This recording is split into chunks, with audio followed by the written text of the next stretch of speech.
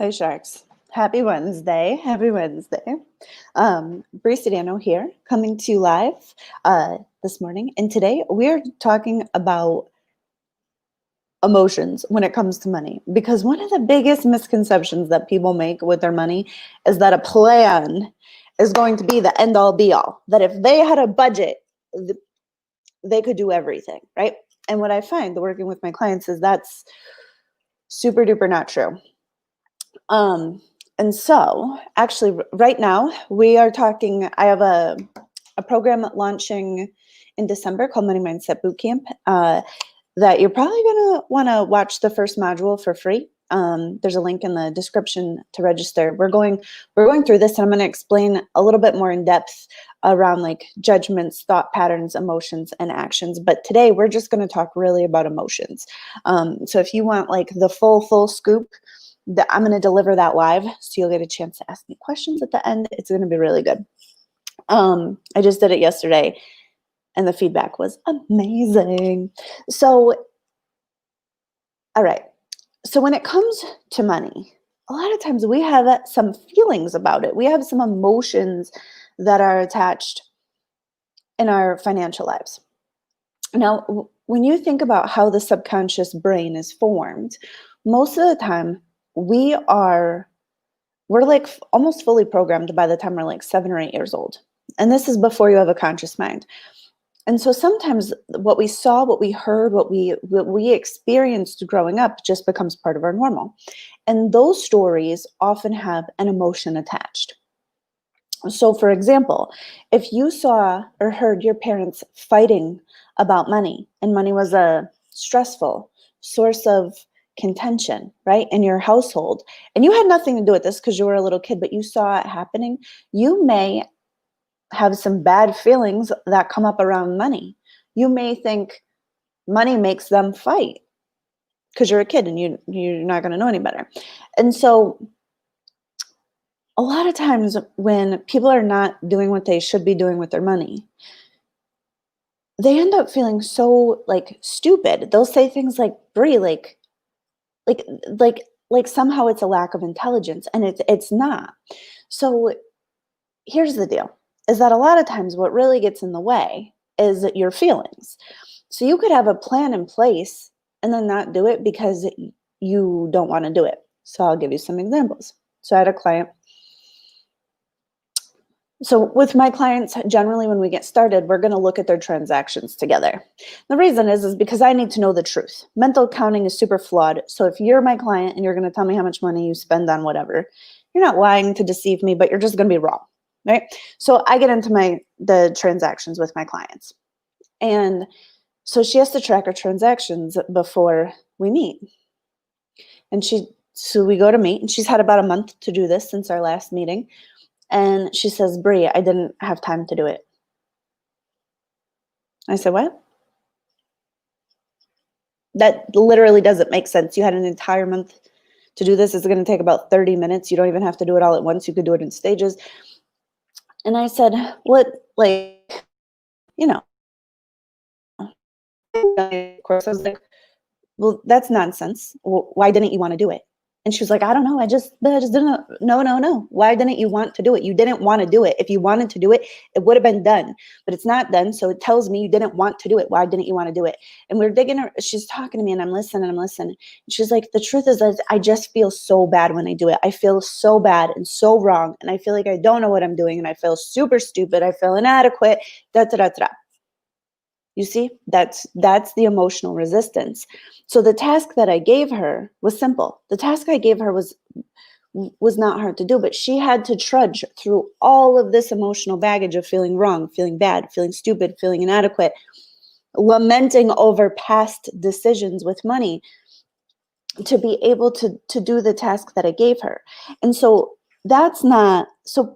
this is why people get stuck in their money, is because they approach it from a very practical level and they don't put in any of the softer stuff. So when we look at it, we were able to reframe we were able to look at the stories that cause those emotions, and we were able to reframe them and look at them differently. So that way the emotional stuff shifts. and we clean up all of that emotional like gunk, and then she's able to do the thing. You know what I mean? Like brute force is a very short-term solution. And money is a relationship that is in nearly every single decision that you're going to make every day and every single week and every single month and every single year until you die, right? You'll hear stories of people on their deathbed calling their lawyers in to relook at their wills, to give their stuff away in a different way. You will hear stories about that. You will hear babies being born with trust funds. You will hear your relationship with money and resources goes from the time that you're born to the time that you die. And so if you look at it from just a practical approach, you're really missing a lot of the nuances of this. And so like your feelings are going to drive your emotion. People talk about willpower, self-discipline.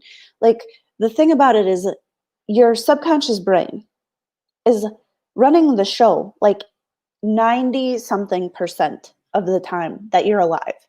Your habits, your patterns, your stories, your emotions, your fight or flight responses, your physical movements, all controlled by the subconscious brain. The conscious part of your brain put the plan together. And so this is kind of a funny analogy, but have you ever had a boss at work who came into your office in a flurry of excitement as like, this needs to get done and this, we're going to do this. And you're like, that literally doesn't fit with anything that we're doing. None of what you just said made sense. Your proposed ideas around this are stupid and no. Give me a heart or a like if you've ever been given directions by somebody who has no idea what's going on. Right? Anybody who's ever been employed has probably had that situation. You're like, that's not how we do things. That doesn't mesh with the processes. There's things going on that are actually more important. So that's kind of the way that when you just set the goals in your conscious brain without taking into consideration the judgments that are going on, the thought patterns that are going on, the emotions that are going on, people get stuck. Oh, Patty Davis, I think I'm going to get to talk to you today, right? I hope you're the person. I'm fairly certain that I'm going to get to talk to you today. So that's really it. So I'm going to tell you some stories just like to bring this in together. So like I will tell you that when I was growing up, I switched schools, and I think I was in 4th grade. I was going to a public school before that, and then I switched to a private school. And all of a sudden, I felt like a little less than, like I felt a little poor because it was just a whole different vibe of school, right? And so for a long time, I made that feel like, for me, it was like, oh, money is for like those other people. Like LL Bean book bags are like for those other people. Like I made that mean something about me, right? Like me personally. And so when I started really making money, I really had to do some work to be all right, being comfortable in fancier settings, like paying bigger dollars. Like I'll tell you one of the most uncomfortable situations this sounds so silly. This but this is like the truth about me. So I paid to go to dinner with a mentor of mine. And so I drive to New York City, and we're going to have dinner, and she's going to coach me and a couple other people on some things that I needed help with in my business. And so this is somebody I followed for a long time. She makes much, much more money than me. And we get there, and I'm early because I had a long trip and I had to drive through the city, whatever. So I get there like 45 minutes early, and the hotel that we're meeting at is the Mandarin Oriental Hotel. And the rooms are like $1,200 a night at this hotel. And I'm wearing like a sweater that I got at Marshall's, like a Calvin Klein sweater. And I remember like really having a debate with myself about going to sit at the bar to have a drink. Because I was like, all right, I could go sit at the bar for a minute, wait it out. And I will tell you that like I felt deeply uncomfortable there, like I didn't belong. Now I had more than enough money to pay the tab for the drink that I was going to drink. I paid $1,500 to go to dinner with someone that I admired, like with real money that I had. And I still somehow felt like that place was so fancy and I just didn't belong there. And I remember going and sitting down at the bar, and I'm over, or and I wasn't like like I'm in the like the restaurant, but I'm not like at the bar. So I'm sitting and I'm overlooking Columbus Circle, and I order a glass of champagne and I have myself a seltzer. And it took me, like, it really took a little bit of deep breathing to be able to be okay there. Because I, even though everything that was like would be required of somebody to be there, I was already there. It still felt so viscerally uncomfortable, like somehow it wasn't for me, like I didn't belong there. And some of these discomforts, like, you really have to stretch into, right? Does this make sense? Like, is this anybody else have a situation similar where they're like, yeah, like, I just felt awkward there. It just felt awkward. And it was because at some point in my life, I'd made judgments about who got to go to fancy restaurants and who didn't get to go to fancy restaurants. And I was not on the fancy restaurant list. And so then here I am in real life, years later. I mean, I made this story up probably in 4th or 5th grade, literally. Here I am, like ready to do the thing, crushing in business, making plenty of money, changing the world, doing big things. And the idea of having a glass of champagne overlooking Columbus Circle, like, freaked me out because it didn't match who I thought I was. And so I'm super self-aware because I do this work. So I was able to be like, that's interesting. Well, you're feeling a lot of emotional resistance to this. And then I did it anyways, because for me, stretching outside of my comfort zone and being uncomfortable is something I pretty much do on a regular, like, I do this all the time, and it just kind of gives me feedback. But that emotional resistance is what gave me the clue to go digging into my judgments, because that judgment has shown up in all areas of my life, not just that one. Like, it's not like that judgment I made about myself in 4th grade, that was the only time that came up. Do you know what, are you guys with me? Do you know what I mean? So when it comes to money in general, sometimes we have emotional resistance to making more money. Like, let's just say you have ideas about rich people, and those ideas are bad. That rich people are the greedy capitalist pigs. They're ruining the environment. They're ruining everything. They should be taxed more. They're the absolute worst. And then you actually could be thriving, but you also don't want to be one of those rich people. You're going to feel a lot of resistance around that. You're going to feel a lot of resistance, like, because your subconscious is not programmed for that. Your subconscious is programmed, keep it copacetic. We're not going to get too big here. We don't want to be one of those people. Our identity, you tie your identity, and then you go ahead with your conscious brain and you're like, you know what? I could totally start to do really big numbers in this business. I could totally crush this. I could totally do this. But then you go to do it and it actually feels really bad. It will feel guilty. Right? I've had some clients have judgments around their dads, like, oh, well, I can't make more money than my dad. That wouldn't make sense. So you make a judgment that your dad makes the most money of anybody in your world. And then you get to a point where you're about to cross the threshold of making more money than your dad, and your mind gets blown. You start to feel so much emotional resistance. So that's how it affects earnings. Sometimes on spending, people will have emotions around spending. There's some people who hold on to their money so tightly, like they're never going to have another dollar. And if they spend this dollar, they're going to spend the rest of their life penniless, which is honestly doesn't happen. But if you feel that way, you can really get some emotional constipation, and your money can come in and you don't want to let it go out, and it causes a lot of pain to go out. That's the thing. I've met with clients, what's funny about that is, like, even if you leave that money to somebody, they inherit the pain. It's wild. Sometimes we spend money joyfully, or sometimes we spend money in or out of priority, and those things all have emotional layers to them. And when you start to say, geez, spending money is really good for me or really bad for me, you can start to understand, wow, if I'm having a bad day and I'm going shopping and I'm going to spend money to feel better, but tomorrow I'm going to feel like crap again, maybe that temporary fix isn't it, but I see what I get out of it.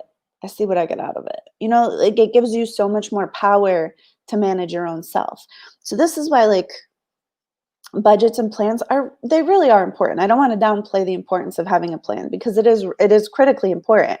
But sticking to the plan, it's like emotional intelligence is really what it is, because if you're going to buy something to meet an emotional need and you're going to leave that emotional need unaddressed, willpower is only going to last once or twice. And then you got the whole rest of your life and you're out of willpower for that. You know what I mean? Like if your budget makes you feel sad and deprived, you're not going to stick with it for long. And that's an emotion. You're going to have to deal with your emotions, right? People say, oh, I don't, if you don't want to do something, I don't want to do this. I dread doing this. That's emotions. A plan's not going to help you overcome your emotions, right? If a plan could help us overcome our emotions, stuff would move much more smoothly in the world. All right. So that's what I wanted to talk about today. So that way you can kind of start to see like, all right, well, how does it actually feel? How do I feel about this? You want to do like an emotional check-in. If checking your bank account gives you anxiety, guess what's going to happen? You're not going to check your bank account as often as you probably should. It means you're going to lack clarity around your money. It means you're going to make choices that you didn't see the consequence for because you didn't know what you had and you didn't know what you were doing because you avoided it, right? So, anyways, so when I teach, so I'm teaching the first, guys, Money Mindset Bootcamp is my next program, and it starts December 1st, and it's 4 weeks, and it's going to be fantastic. We're going to get into judgments. We're going to get into thoughts. We're going to get into emotions. We're going to get super, super clear, and we're going to work through some of this, and you're going to get to interact with me. I've worked with hundreds and hundreds of people on this, so I'm very good at figuring stuff out very, very quickly. So you're going to see a lot of results, a lot of impact in a very small amount of time.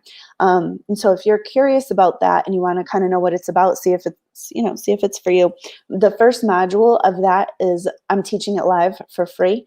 So it's on Saturday, and there's a registration link right in this email, and it's really good. And so in your, like, as you register, you're going to get the sheets emailed to you, so that way you're going to have an activity. So because I really want you to, like, whether or not you join the whole boot camp, I really want you to have some clarity as to, like, why do I make decisions this way? Like, why do I have these results, and be able to trace it back from like old stories, your thought patterns, your feelings, and really be able to understand, like, who am I when it comes to money, and why am I doing this way? Because then you have all the power in the world to be able to shift it. You could say, no more. We don't like this anymore. I'm not going to do this the way my parents did it. I could do it way better. Whew. And then you can start to do it actually way better. But you have to bring it into the conscious mind to be able to make those shifts. So I hope that I will see you on Saturday. We actually just did this yesterday, and it was super, super good. So you've got all the sheets. It's like a 15-page activity. It's deep.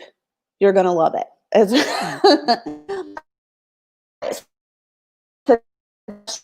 free to shoot me a message, or you can ask me here. Debbie and Patty, thank you for hanging out with me today. And I see there's other people live, so I very much appreciate you. If you feel so called, please feel free to share this or to tag a friend that you think, could use some clarity around emotions and money and things like that. All right. I love you. Bye.